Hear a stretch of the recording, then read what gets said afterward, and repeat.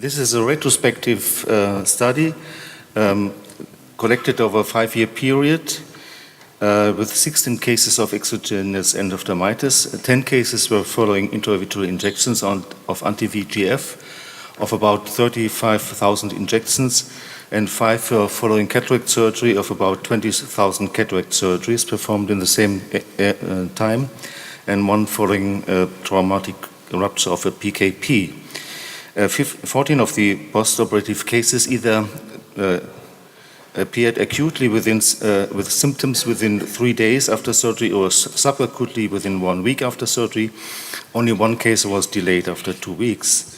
And all cases were treated with prompt vitrectomy, which means same-day vitrectomy, usually about not more than 3 to 4 hours after the diagnosis, and administration of intraocular antibiotics on the day of diagnosis. We injected intravitreal vancomycin and ceftazidime, and the post-operatively antibiotic treatment was continued with topical ofloxacin, high doses of topical and sometimes subconjunctival steroids, and systemic vancomycin and cephalosporin until clinical resolution of the inflammation. If the inflammation did not ameliorate very nicely, then I re-injected 1 day or 2 days after the initial vitrectomy. We collected the visual acuity data and transformed then the Snellen values into logMAR values. Mean visual acuity at admittance was finger counting, and at last follow-up 20/60. The median visual acuity at admittance was hand movement, and the last follow-up was 20/45, as you see in this diagram here. And all those above the blue line means visual acuity 20/50 or better, which was the case in 10 eyes, or more than 60%. And the mean gain of visual acuity was 34-fold. We did not routinely inject dexamethasone intravitreally, as a Dutch prospective randomized trial found no benefit of additional intravitreal dexamethasone in eyes with endophthalmitis.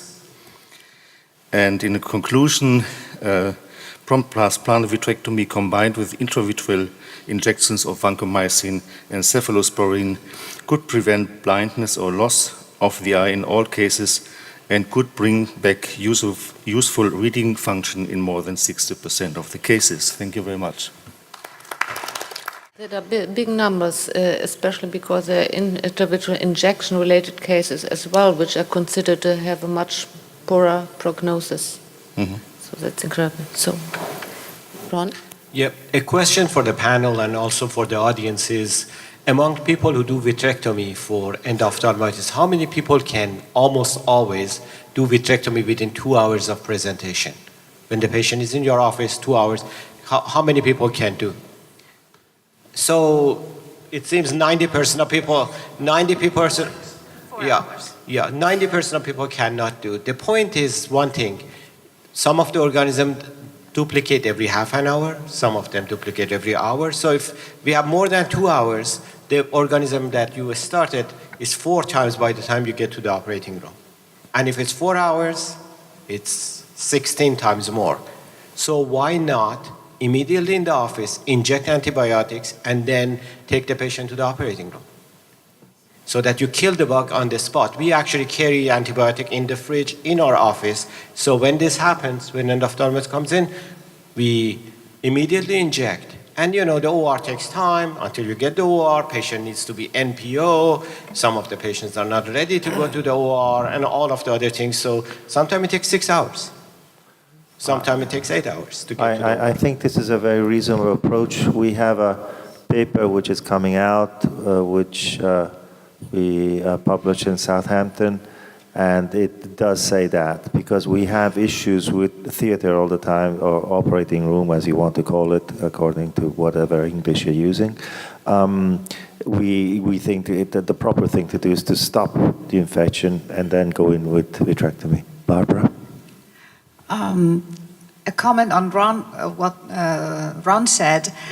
at least in Italy, we take the patients to the operating room also to do the injection, and this actually doesn't make sense. We just lose time, and we can do it in the office. I don't know if I missed that. But it's illegal.